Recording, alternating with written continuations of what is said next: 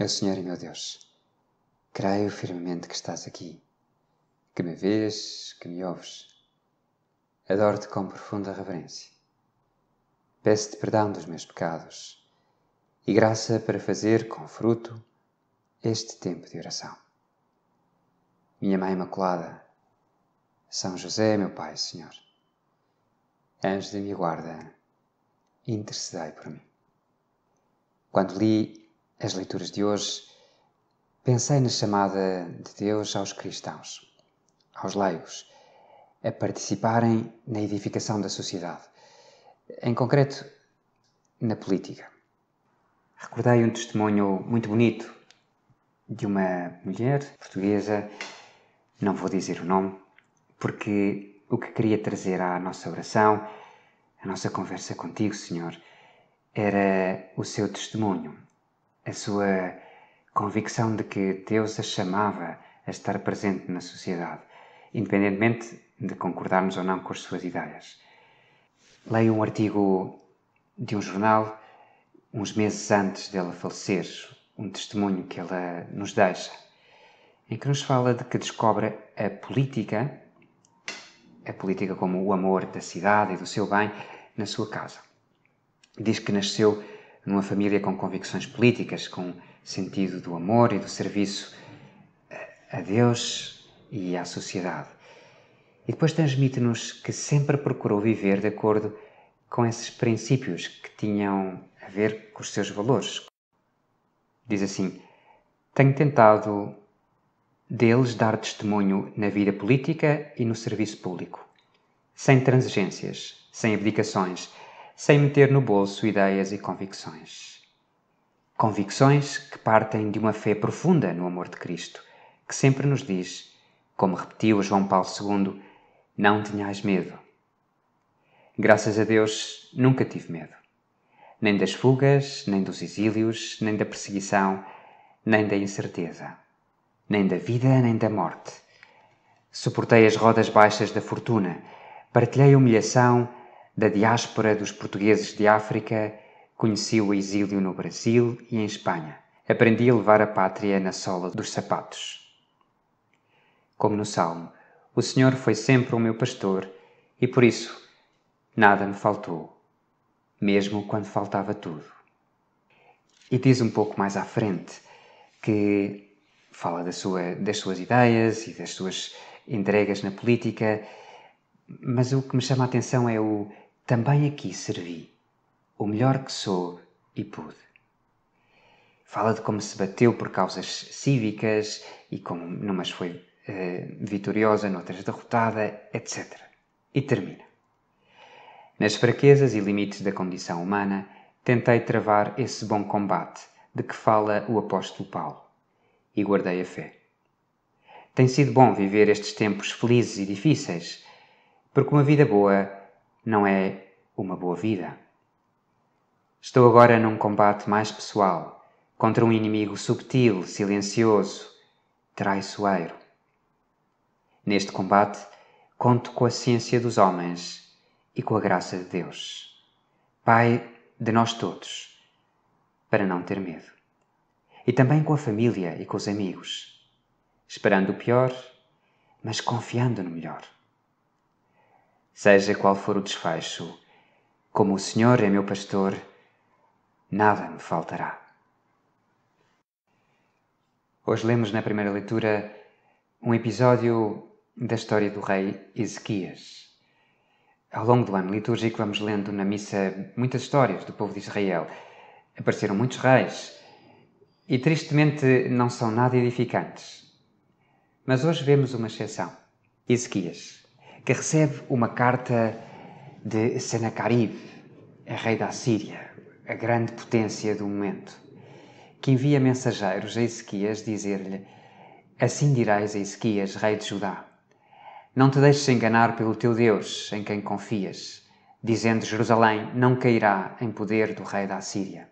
Então diz-lhes tudo o que eles fizeram, conquistaram todas as nações, só falta Israel. Como é que ela pode, uma nação tão pequena, subsistir ou escapar? Ezequias recebeu a carta das mãos dos mensageiros e leu-a. Depois subiu ao templo e abriu-a diante do Senhor e orou na presença do Senhor.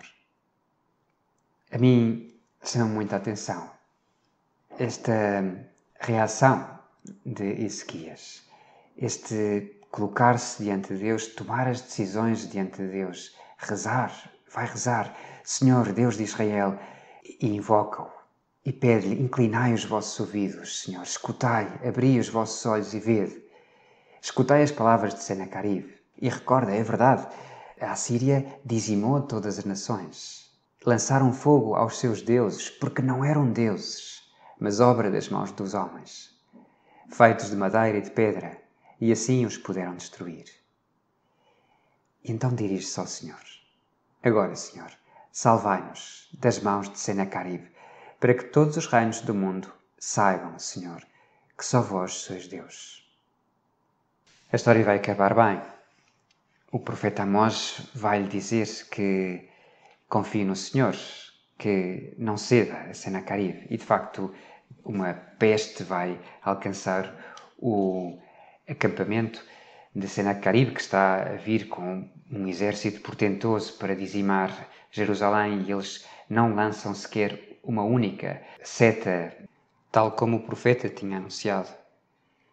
Ele não entrará nesta cidade, não lançará contra ela nenhuma seta, não a enfrentará com o escudo, nem levantará contra ela rampas de ataque. Voltará para onde veio e não entrará nesta cidade. Oráculo do Senhor. Eu protegerei esta cidade e a salvarei pela minha honra e pela honra do meu servo David. E conta o segundo livro dos Reis que nessa mesma noite o anjo do Senhor foi ao acampamento assírio e feriu 180.000 homens. Senaqueribe levantou o acampamento e partiu. Voltou para Nínive e ali ficou. Ezequias lê a carta de Senaqueribe e que fez? Sobe ao templo, lê-a na presença do Senhor e ali vai tomar a sua decisão.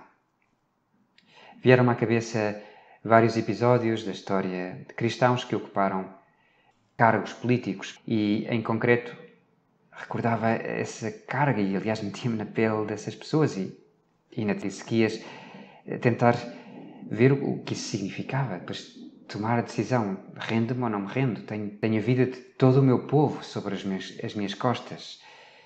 Não deve ser nada fácil tomar uma decisão assim. Liguei também este empenho por tomar um cargo destes ou por me empenhar na política com o Evangelho de hoje. Entrai pela porta estreita, porque larga é a porta e espaçoso o caminho que leva à perdição. E muitos são os que seguem por eles. Como é estreita a porta e apertado o caminho que conduz à vida, e como são poucos aqueles que os encontram. Jesus, hoje penso nesta missão que pedes a tantos cristãos que se empenhem na sociedade. E recordo aquele exemplo que falava ao princípio e que me pareceu tão bonito e que me recorda de tantos outros, de pessoas que quiseram participar na vida pública por uma missão, por uma responsabilidade, talvez até por um dom que tiveram, um talento que têm e que têm de pôr ao serviço de Deus, para que o Senhor esteja presente. Participar na promoção do bem comum, cada um segundo o lugar que ocupa e o papel que desempenha, é um dever inerente à dignidade da pessoa humana, diz-nos o Catecismo da Igreja Católica. E dizia o Concílio Vaticano II, ninguém se deve conformar com uma ética meramente individualista. Nosso Senhor precisa de ti, da tua participação, que muitas vezes será, ou parte, principalmente, nesse cumprimento responsável dos próprios deveres familiares e profissionais e das obrigações de justiça legal. Também sendo solidários, vivendo essa virtude da solidariedade e, com tudo isso, empenhar-se.